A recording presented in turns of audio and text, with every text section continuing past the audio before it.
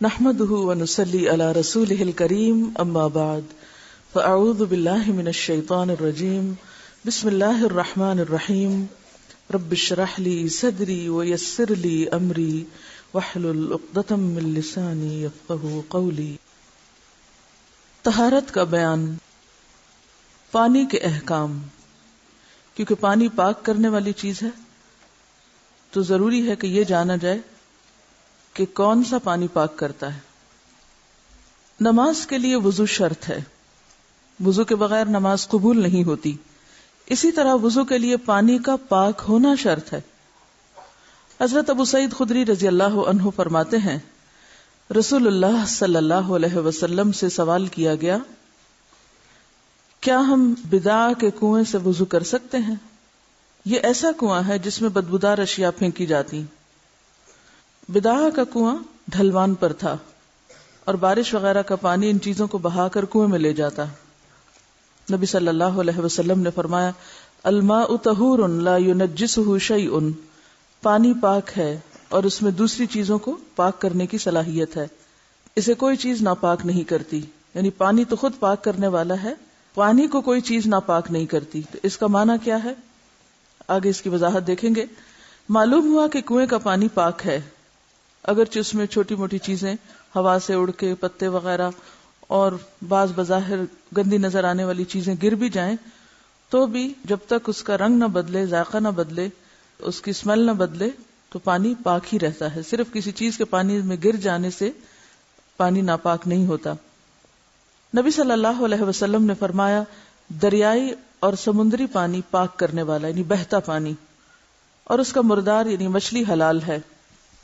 رسول اللہ صلی اللہ علیہ وسلم نے جنبی کو ٹھہرے ہوئے پانی میں غسل کرنے سے منع فرمایا، جیسے ٹب وغیرہ میں، کیونکہ وہ نجاست ایک محدود پانی میں شامل ہو جاتی ہے اور پھر اس سارے کو بھی ناپاک کر دیتی۔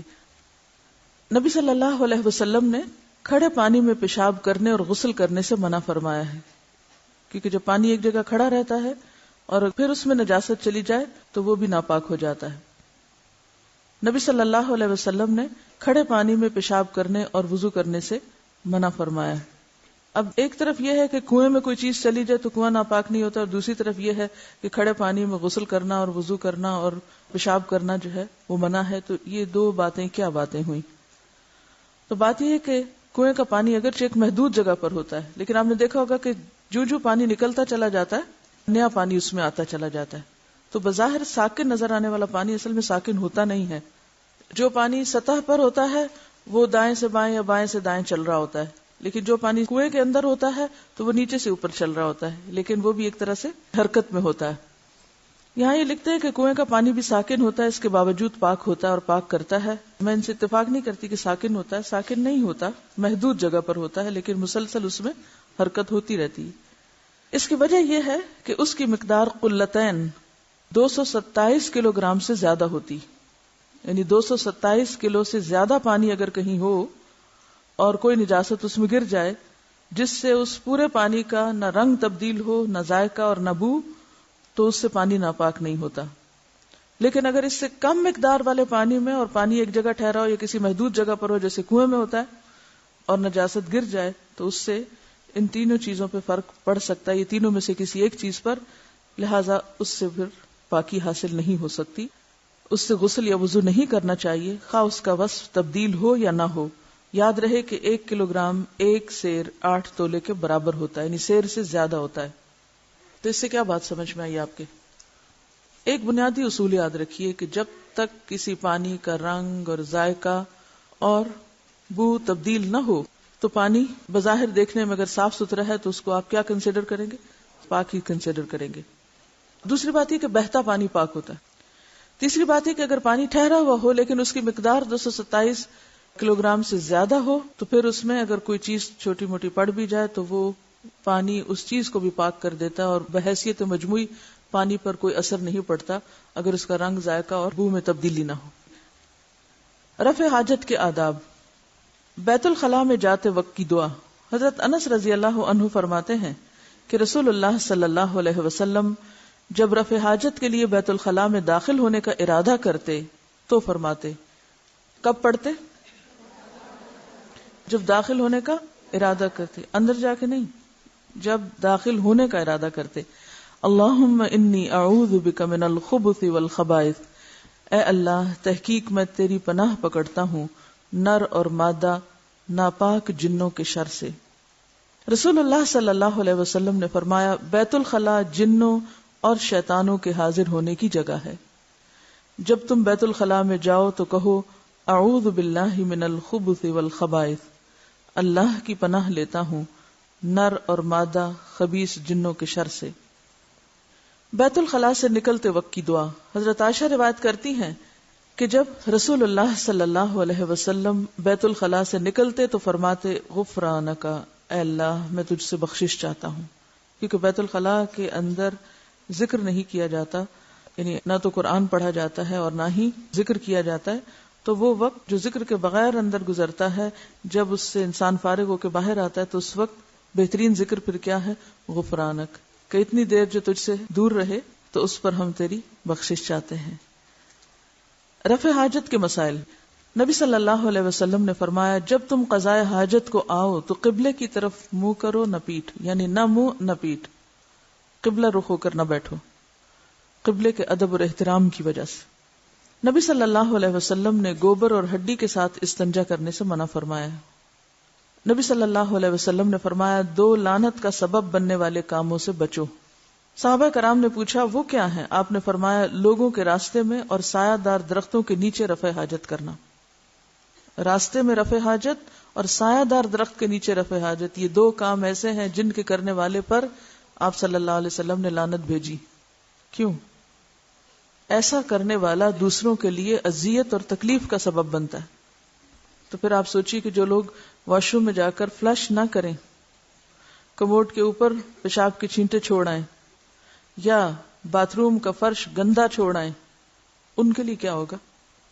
یہ تو باہر جنگل میں اگر کوئی شخص راستے میں بیٹھ جاتا ہے جہاں اسے پتا ہے کہ لوگ یہاں سے گزرتے ہیں اور ان کی نظر پڑے گی اس نجاست پہ، یا یہ کہ سایہ دار درخت جہاں کوئی راہ گزر آرام کر سکتا ہے تھوڑی دیر کے لیے، تو اس جگہ پر ایسا کرنے سے منع کیا گیا. تو جو لوگ واش رومز کو اپنے بعد میں آنے والوں کے لیے گندا کر کے چھوڑ دیتے ہیں اور ڈھیروں پانی پھینک کے آ جاتے ہیں، مجھے سب سے زیادہ کوفت اس وقت ہوتی ہے جب کسی پبلک پلیس پر جہاں کوئی دینی اجتماع ہو رہا ہو اور قرآن پڑھے لکھے لوگ واش رومز یوز کر رہے ہوں. کبھی رمضان میں دورہ قرآن ہو رہا ہو کسی 5 اسٹار میں یا کسی کلب میں یا کسی پبلک پلیس پر، تو میں شرم سے پانی پانی ہو جاتی ہوں جب کبھی بھول کے مجھے کلاس کے بعد واش روم جانا پڑے، اور بعض اوقات بغیر استعمال کے باہر آ جاتی، کیونکہ اتنا خطرناک ہوتا ہے اس وقت وہاں جانا کہ آپ بچ کے نہیں نکل سکتے.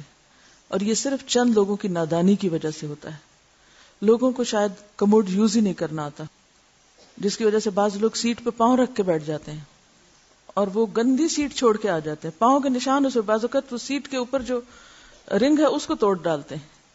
کیونکہ جب آپ خود سوچیں جب آپ اس کے اوپر چڑھ کے بیٹھیں گے تو وہ بچے گی کہاں سے؟ یعنی کس قدر نادانی اور ناسمجھی ہے ہم میں.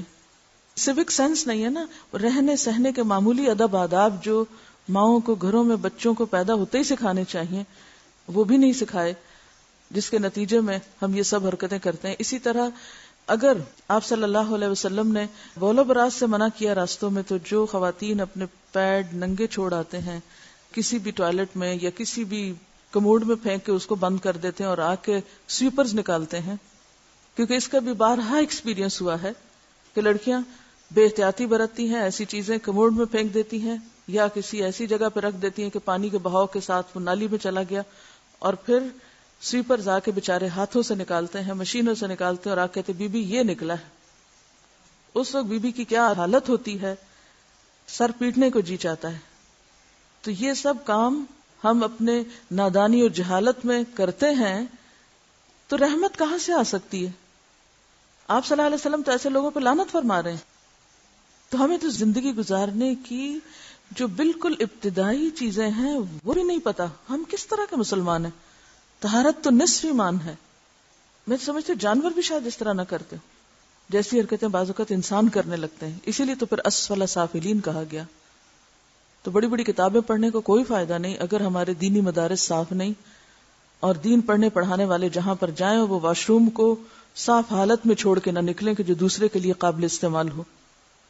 ایکسٹرا کیئر کی ضرورت ہے کیونکہ بہت سخت حدیث ہے، بہت سخت. نبی صلی اللہ علیہ وسلم نے دائیں ہاتھ سے استنجا کرنے سے منع فرمایا. نبی صلی اللہ علیہ وسلم نے فرمایا جو کوئی پتھر سے استنجا کرے وہ طاق پتھر لے، یعنی 3 یا 5.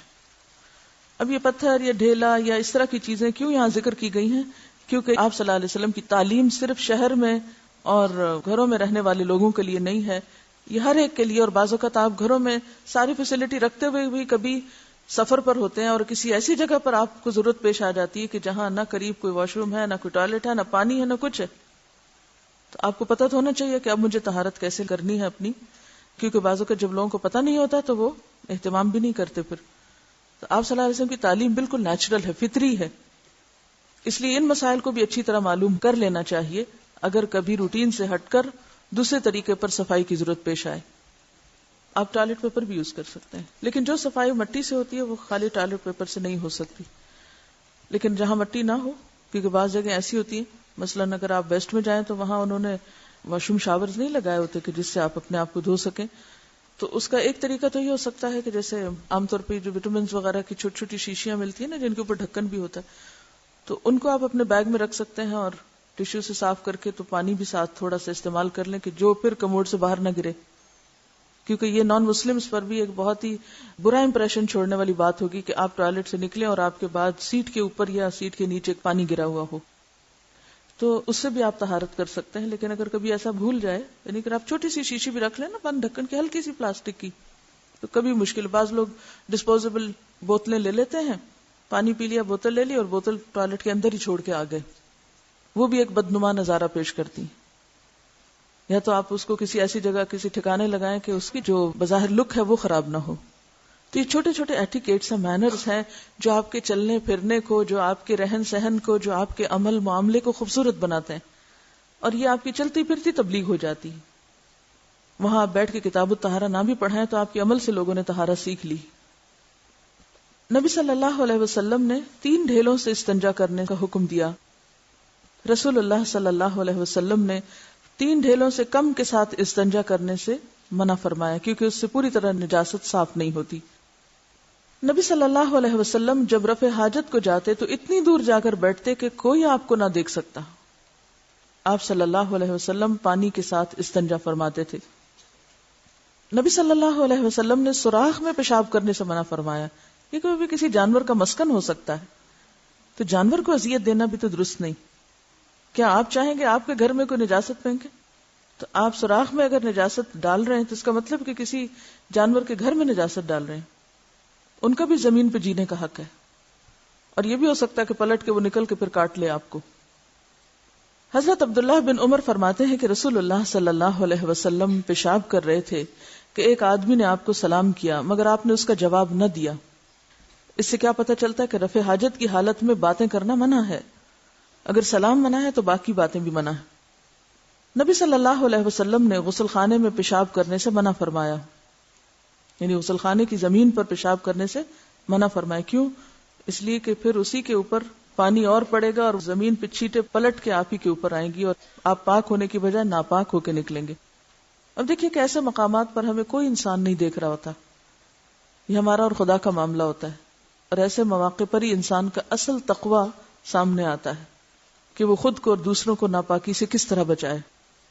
حضرت ابو ہریرہ کہتے ہیں کہ نبی صلی اللہ علیہ وسلم بیت الخلاء گئے، ایک برتن میں پانی لایا گیا، آپ نے استنجا کیا، پھر ایک اور برتن میں پانی لایا گیا، آپ نے وضو کیا. اس سے کیا پتہ چلتا ہے کہ استنجا اور وضو کا برتن الگ الگ تھا. جس شخص کو رفع حاجت کی طلب ہو پہلے وہ حاجت سے فراغت پائے پھر نماز پڑھے. نبی صلی اللہ علیہ وسلم نے فرمایا جب کھانا موجود ہو یا حاجت شدید ہو انسان کی تو نماز نہیں ہوتی، یعنی اس وقت توجہ انسان کی یا تو کھانے پہ لگی ہوتی یا پھر اندر کی تکلیف پہ، تو ایسی صورت میں انسان کو نماز نہیں پڑھنی چاہیے کیونکہ پھر خشوع و خضوع حاصل نہیں ہو سکتا. بول و براز کے دباؤ کی حالت میں اگر نماز پڑھے گا تو نماز میں چین، خضوع اور اطمینان حاصل نہ ہوگا. اس لیے نبی صلی اللہ علیہ وسلم نے ان سے فراغت حاصل کرنے کو مقدم فرمایا. پیشاب کے چھینٹوں سے بچنے کی سخت تاکید. حضرت ابن عباس روایت کرتے ہیں کہ رسول اللہ صلی اللہ علیہ وسلم 2 قبروں کے پاس سے گزرے تو فرمایا ان دونوں قبر والوں کو عذاب ہو رہا ہے، اور باعث عذاب کوئی بڑی چیز نہیں، ان دونوں میں سے ایک پیشاب سے نہیں بچتا تھا اور دوسرا چغل خور تھا۔ چغل خور کون ہوتا ہے؟ لگائی بجائی کرنے والا، ادھر کی بات ادھر، ادھر کی ادھر، تاکہ لوگوں کے درمیان پھوٹی پڑی رہے اور دل ایک دوسرے سے میلے ہی رہیں۔ ان 2 باتوں کو ایک جگہ بیان کیا گیا، ایک ظاہری نجاست ہے اور ایک باطنی نجاست۔ تو چغل خوری بھی ایسے ہی ہے جیسے پیشاب کے چھینٹے اپنے اوپر لینا۔ پیشاب کی چھینٹوں سے تمہیں پھر بھی نفرت ہوتی ہے، لیکن چغل خوری جو اسی قسم کا ایک عمل ہے، اس سے ہمیں کوئی بھی عار نہیں ہوتا، اور ہم سب سمجھتے ہیں کہ ہم تو اصلاح کر رہے ہیں۔ اذا قیل لهم لا تفسدوا فی الارض قالوا انما نحن مصلحون، وہ چغل خوری کو اصلاح سمجھتے ہیں۔ تو پیشاب کے چھینٹوں سے بچنا بے حد ضروری ہے، اور اگر شک پڑ جائے تو پھر اس کو دھو لینا چاہیے۔ عام طور پر پکے فرش پہ، جیسے واش روم کے فرش پر بیٹھ کے پیشاب کیا جائے تو اس سے آپ بچ ہی نہیں سکتے چھینٹوں سے، وہاں بھی پڑیں گے۔ اور یہ جو انڈین سٹائل کموڈ ہوتے ہیں، ان میں بھی چھینٹوں سے بچنا ناممکن ہوتا ہے۔ صرف جو دوسرے کموڈ ہیں اس میں کافی بچت ہوتی ہے، اور اگر آپ سمجھے کہ کوئی چیز پلٹ کے واپس آپ کو لگی تو دھونا بھی آسان ہوتا ہے انسان کو۔ لیکن کوئی بھی کسی بھی ایسی جگہ پر بیٹھ کے پیشاب کرنا جس سے پورے واش روم میں یا دائیں بائیں پاؤں پہ یا کپڑوں پہ یا کسی بھی چیز پہ جہاں چھینٹے پڑے، یا بے احتیاطی سے بیٹھ جانا، کیونکہ جب کوئی چیز، جیسے آپ ایسی جگہ بیٹھے ہیں کہ جہاں سے پیشاب کسی وال سے ٹکرا رہا ہے، یعنی کموڈی کی وال سے ٹکرا رہا ہے، تو اس صورت میں پلٹ کے چھینٹے پڑنے کا امکان ہے، اور اگر آپ بیٹھنے میں احتیاط کرتے ہیں تو چھینٹوں سے بھی آپ بچ جائیں گے۔ تو اب آپ دیکھیں کہ پیشاب کے چھینٹوں سے نہ بچنا عذاب قبر کا سبب بنتا ہے۔ مجھے یاد ہے کہ جب میں نے ابھی ہوش نہیں سنبھالا تھا، بہت ہی چھوٹی تھی، تو میرے والد اس پر اتنی تاکید کرتے تھے کہ ٹائم مجھے لگتا تھا کہ واش روم جانا محال ہے، ایسا لگتا ہے جیسے میں خوف کا شکار ہو گئی ہوں، کہ واش روم جاتے ہی سب سے پہلا خیال یہ ہوتا تھا کہ کپڑے بچے، پاؤں بچے، جوتا بچے، بچ کے بیٹھنا، احتیاط کرنی، یعنی ایک دفعہ نہیں کئی دفعہ انہوں نے یہ بات سکھائی، اور اسی ریفرنس سے یہی حدیث بیان کر کے۔ اور یہ بات بہت اہم ہے کہ عموماً یہ عادتیں بچپن سے ہی، جسے کہتے ہیں نا کہ ماؤں کو یہ ٹریننگ دینی پڑتی، تو طہارت اور پاکیزگی اور صفائی کی جو عادت ہے، یہ جب تک بچپن سے انسان کے اندر راسخ نہ کی جائے، بڑے ہو کر پھر انسان کو جو غلط عادتیں پڑ جاتی ہیں تو پھر ان کا توڑ بہت مشکل ہو جاتا ہے۔ لیکن یہ نہیں کہ کوئی کام ناممکن ہے، مگر آپ سب مائیں ہیں یا آئندہ مستقبل کی مائیں ہیں، آپ سب کے اوپر یہ فرض عائد ہوتا ہے کہ اپنے بچوں کی واش روم ہیبٹس کو ضرور نوٹ کریں، کہ اگر کوئی بچہ ٹوائلٹ میں جا کے کموڈ صاف نہیں چھوڑتا، یا بعض لوگ پانی پھینک دیں گے مگر نجاست نہیں اترے گی، وہ کموڈ کے ساتھ ہی لگی رہے گی، اس پر بھی نظر رکھنے کی ضرورت ہے۔ کیونکہ ہم یہ کیوں سمجھتے ہیں کہ کوئی اور ہی آ کے تو اس کموڈ کو صاف کرے، ہماری نجاست کو، چاہے کوئی جمعدار یا سویپر ہی ہو، کیوں وہ برش اٹھائے اور صاف کرے، ہم خود کیوں نہ اسے کریں؟ تو اگر درخت کے نیچے نجاست چھوڑنا منع ہے تو کموڈ کے کناروں پر نجاست لگی چھوڑ کر باہر نکل آنا کہ کوئی اور برش لے کے اس کو صاف کرے، کیا یہ رحمت کا باعث ہوگا؟ تو ان معاملات میں احتیاط کی ضرورت ہے، بچپن سے ہی ٹریننگ کی ضرورت ہے۔ مجھے تو کبھی احساس نہیں ہوا کہ کموڈ سے نجاست لگی، اگر کموڈ صاف ہے تو نجاست کیوں لگے گی؟ اگر آپ سمجھیں کہ کہیں پلٹ کے کوئی چھینٹا واپس جسم کے کسی حصے کو لگا ہے تو دھو لیں۔ جب آپ استنجا کرتے ہیں تو سب کچھ دھل سکتا ہے۔ مجھے تو سب سے زیادہ سیف طریقہ لگتا ہے یہ، الا یہ کہ کچی زمین ہونی چاہیے، ورنہ پکے فرشوں کے اوپر تو آپ بچ ہی نہیں سکتے، بچ سکتے ہی نہیں چھینٹوں سے۔ اس حدیث سے معلوم ہوا کہ پیشاب کے چھینٹوں سے سخت پرہیز کرنا چاہیے۔ وہ لوگ جو پیشاب کرتے وقت چھینٹوں سے پرہیز نہیں کرتے، اپنے کپڑوں کو نہیں بچاتے، پیشاب کر کے پانی کی عدم موجودگی میں ٹشو ٹاکی یعنی کپڑے کے پیس یا مٹی وغیرہ سے استنجا کیے بغیر فوراً اٹھ کھڑے ہوتے ہیں، ان کے پجامے، پتلون اور جسم وغیرہ پیشاب سے آلودہ ہو جاتے ہیں۔ اور خصوصاً بچوں کو جب ہم نہیں سکھاتے استنجا کرنا تو وہ یہ حرکت کرتے ہیں۔ تو انہیں معلوم ہونا چاہیے کہ پیشاب سے نہ بچنا باعث عذاب اور بڑا گناہ ہے۔ نجاستوں کی تطہیر کا بیان۔ ایک اعرابی نے مسجد میں پیشاب کر دیا، لوگ اس کے پیچھے پڑ گئے۔ رسول اللہ صلی اللہ علیہ وسلم نے انہیں فرمایا، دعوہ وحریقوا علی بولہ سجلا من ماء، اسے چھوڑ دو اور جگہ کو پاک کرنے کے لیے اس کے پیشاب پر پانی کا ڈول بہا دو۔ پھر آپ نے اس کو بلا کے فرمایا مسجدیں پیشاب اور گندگی کے لیے نہیں بلکہ اللہ کے ذکر، نماز اور قرآن پڑھنے کے لیے ہوتی ہیں۔ یعنی ایک طرف صحابہ کو کہا کہ تم اس پہ پانی بہا دو، یعنی عمل سے اس کو تعلیم دو، نہ کہ ڈانٹ ڈپٹ کے، اور دوسری طرف اس کو بلا کے پیار سے سمجھا دیا کہ دیکھو مسجدیں نجاست کے لیے نہیں ہوتی۔ حیض آلود کپڑا۔ حضرت اسماء بنت ابی بکر فرماتی ہیں کہ ایک عورت نے رسول اللہ صلی اللہ علیہ وسلم سے پوچھا کہ جس کپڑے کو حیض کا خون لگ جائے تو کیا کرے؟ آپ نے فرمایا اسے چٹکیوں سے مل کر پانی سے دھو ڈالنا چاہیے، پھر اس میں نماز ادا کر لی جائے۔ یعنی صابن سے دھونا ضروری نہیں بلکہ اس کو پانی سے پاک کر لینا بھی کافی ہو سکتا ہے، کیونکہ ہر جگہ تو صابن اویلیبل نہیں ہوتا۔ اور چٹکیوں سے مل کر یعنی باریک طریقے سے صفائی کی جائے کہ کوئی داغ وغیرہ نہ رہے، یہ مراد ہے۔ منی کا دھونا۔ حضرت عائشہ فرماتی ہیں کہ میں رسول اللہ صلی اللہ علیہ وسلم کے کپڑے سے منی کو دھو ڈالتی تھی اور آپ اس کپڑے میں نماز پڑھنے تشریف لے جاتے تھے اور دھونے کا نشان کپڑے پر ہوتا تھا۔ یعنی اگر کوئی ایسا ایک ہی کپڑا ہے اور اس پر ایسی کوئی نجاست لگی اور اس کو دھو لیا گیا، اور اگر کپڑا گیلا ہی ہے سوکھا نہیں تو بھی اس کپڑے میں پھر نماز ہو جاتی۔ شیرخوار بچے کا پیشاب۔ حضرت ام قیس اپنے چھوٹے شیرخوار بچے کو جو کھانا نہیں کھاتا تھا رسول اللہ صلی اللہ علیہ وسلم کے پاس لائیں۔ آپ نے اسے اپنی گود میں بٹھایا، بچے نے آپ کے کپڑے پر پیشاب کر دیا تو آپ نے پانی منگوا کر کپڑے پہ چھینٹے مارے اور اسے دھویا نہیں۔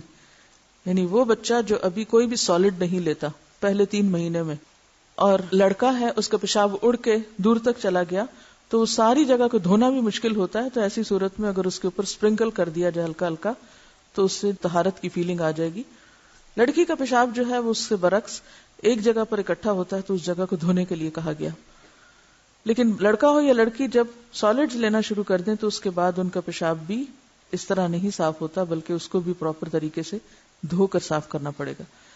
لبابہ بنت حارث روایت کرتی ہیں کہ حسین بن علی رضی اللہ عنہ نے رسول اللہ صلی اللہ علیہ وسلم کی گود میں پیشاب کر دیا جو ابھی شیرخوار ہی تھے۔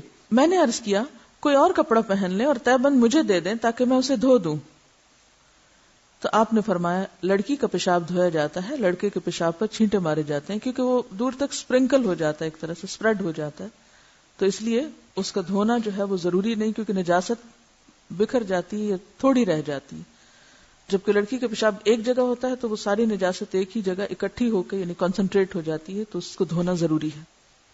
نجاست آلود جوتا۔ حضرت ابو سعید رضی اللہ عنہ روایت کرتے ہیں کہ رسول اللہ صلی اللہ علیہ وسلم نے فرمایا جب تم میں سے کوئی مسجد آئے تو وہ دیکھ لے اگر جوتوں میں گندگی لگی ہو تو زمین پر رگڑنے کے بعد ان میں نماز پڑھے، یعنی جوتوں کو صاف کرنے کے لیے زمین پہ رگڑنا بھی کافی ہوگا۔ کتے کا جوتا۔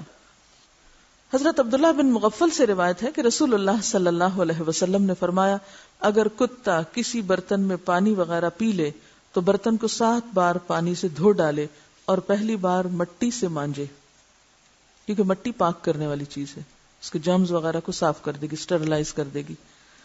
مردار کا چمڑا، یعنی جیسے بکری وغیرہ مر جائے۔ حضرت بریرہ رضی اللہ عنہا کی بکری مر گئی، نبی صلی اللہ علیہ وسلم اس کے پاس سے گزرے اور پوچھا کہ تم نے اس کا چمڑا اتار کر رنگ کیوں نہیں کر لیا تاکہ اس سے فائدہ اٹھاتے؟ لوگوں نے کہا وہ تو مردار ہے۔ آپ نے فرمایا اس کا صرف کھانا حرام ہے، یعنی چمڑا حرام نہیں ہے، اس کو رنگ کے اسٹرلائز کر کے استعمال کیا جا سکتا ہے۔ ام المومنین سودا رضی اللہ عنہا نے فرمایا کہ ہماری بکری مر گئی، ہم نے اس کے چمڑے کو رنگ کر مشک بنا لی، واٹر بیگ، پھر ہم اس میں نبیز یعنی کھجور کا مشروب ڈالتے رہے یہاں تک کہ وہ پرانی ہو گئی۔ یعنی مردار بکری کی کھال جب ایک دفعہ صاف کر لی جائے، اسٹرلائز کر لی جائے، پاک کر لی جائے، تو اس کے بعد اس میں پانی بھرنا، اس کی مشک بنانا یا اس میں کھانے کی کوئی چیز ڈال کے رکھنا یہ سب جائز ہے۔ رسول اللہ صلی اللہ علیہ وسلم نے مردہ بکری کا چمڑا اتار کر استعمال کرنے کا حکم دیا اور فرمایا مردار کا چمڑا دباغت دینے یعنی مسالے کے ساتھ رنگنے یعنی کیمیکلی اس کو کلر کرنے سے پاک ہو جاتا ہے، یعنی کیمیکل پروسیس سے گزارنا ضروری ہے اس کا تاکہ اچھی طرح جرمز ختم ہو جائیں۔ نبی صلی اللہ علیہ وسلم نے درندوں کی کھال استعمال کرنے سے منع فرمایا۔ کیوں بھائی ایسا کیوں؟ شیر کی، چیتے کی، اصل میں یہ جتنے بھی جانور ہوتے ہیں نا یہ سمبلائز کرتے ہیں کس کو؟ خاص کیریکٹرسٹک کو، کہ نہیں؟ شیر کس کی علامت ہے؟ بہادری کی اور ایک خاص ایٹیٹیوڈ کی. اسی طرح چیتا، کتا، بلی اور گدھا. بیسیکلی دو بنیادی وجوہات ہیں. ایک تو یہ کہ انسان جس قسم کا لباس پہنتا ہے یا جو چیز دیکھتا ہے بار بار، اس کی جو ریفلیکشن ہوتی ہے اس کے مائنڈ میں، یا اس کا جو ایک فیلنگ یا ایک احساس اس کے اندر ڈیولپ ہوتا ہے، وہ اس کے تابع ہوتا ہے جو کچھ اس کے ماحول میں ہوتا ہے. تو ان کھالوں کی جو رنگت ہے یا شکل ہے یا ڈیزائن ہے، اور یہ تمام چیزیں براہ راست انسانی شخصیت پر اثر انداز ہوتی ہیں. انسان جس کی صحبت میں رہتا ہے، جس کی قربت میں رہتا ہے، اس کا رنگ اس پہ ضرور چڑھتا ہے. انسان کا لباس انسان پر ضرور اثر انداز ہوتا ہے. جیسے نماز استسقاء میں کیا کہا گیا کہ کپڑے پرانے پہن کے جائیں. دوسری بات یہ کہ یہ جتنے بھی جنگلی جانور ہیں موسٹلی ان میں سے ایک محدود تعداد میں زمین پر، اور ان کی اپنی ایک ضرورت ہے. اللہ تعالیٰ نے خاص مقاصد کے لیے ان کو پیدا کیا ہے. وہ ہمارے کاروباری یا تجارتی مقاصد کے لیے نہیں زمین میں بھیجے گئے. اگر ہم ان کی کھالوں سے اپنی ضروریات زندگی پورا کرنا شروع کریں تو نتیجہ کیا ہوگا؟ بہت سی نسلیں ایکسٹنٹ ہو جائیں گی، ختم ہو جائیں گی، ناپید ہو جائیں گی. اور جیسا کہ آپ دیکھتے ہیں کہ ہو رہا ہے. اور اس سے کیا ہوگا؟ زمین پر جو اللہ تعالیٰ نے ایک بیلنس قائم کیا ہوا ہے اس ورلڈ لائف میں، وہ متاثر ہوگا. اس سائیکل میں اگر کوئی ایک چیز بھی ناپید ہوتی ہے تو گیپ آ جائے گا، فطرت کے نظام میں خلل ہوگا. اسی لیے قرآن میں کیا فرمایا گیا؟ الرحمن علم القرآن خلق الانسان علمہ البیان الشمس والقمر بحسبان والنجم والشجر یسجدان والسماء رفعها ووضع الميزان الا تطغوا في الميزان واقیموا الوزن بالقسط ولا تخسروا الميزان. یہ جو تین آیتیں ہیں تینوں میں میزان کا لفظ آ رہا ہے. ٹھیک ہے، اللہ نے سب کچھ پیدا کیا، وضع المیزان، میزان قائم کیا، یعنی سب میں بیلنس قائم کیا. اور پھر انسانوں کو کیا کہا کہ اللہ تطغوا فی المیزان، اس میزان میں خلل مت ڈالنا، اس نظام فطرت کو تباہ نہ کرنا. اور پھر وَأَقِيمُوا الْوَزْنَ بِالْقِسْطِ وَلَا تُخْسِرُوا الْمِيزَانَ، میزان میں کمی نہ کرنا. تو یہ میزان جو ہے اس کا قائم کرنا بے حد ضروری ہے، صرف اپنی ذاتی زندگی کی حد تک نہیں بلکہ نیچرل لائف کے بارے میں بھی. اسی لیے بہت سی ایسی تعلیمات ملیں گی جس سے خود بخود ان تمام چیزوں کا تحفظ یا پروٹیکشن سامنے آتی ہے جو اللہ تعالیٰ نے ہمیں بتائی.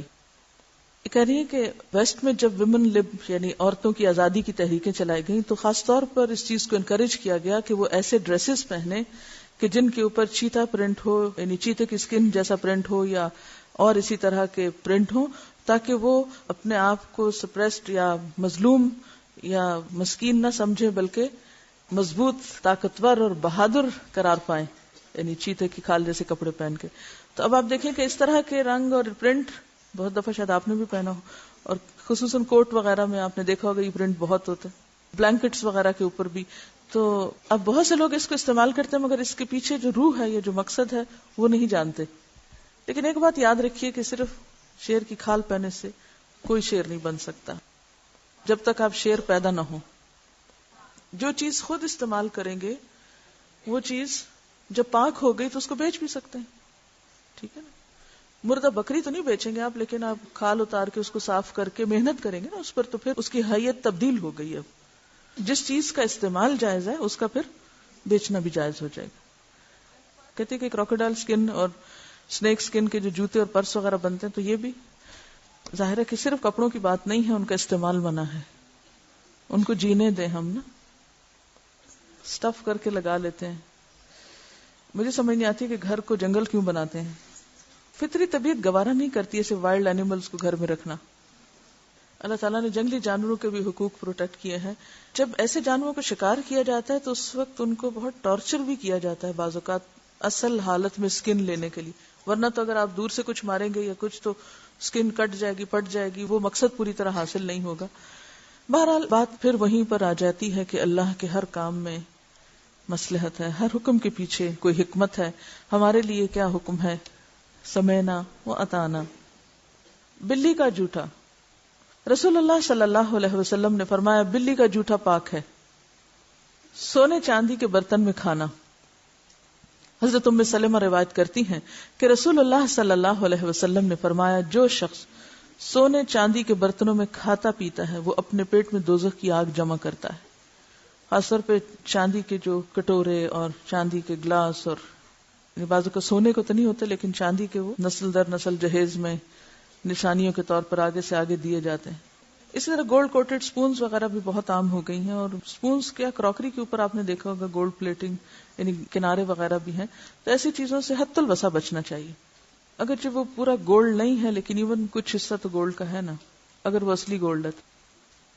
وآخر دعوانا ان الحمد للہ رب العالمین. سبحانک اللہم وبحمدک نشہد ان لا الہ الا انت نستغفرک ونتوب الیک.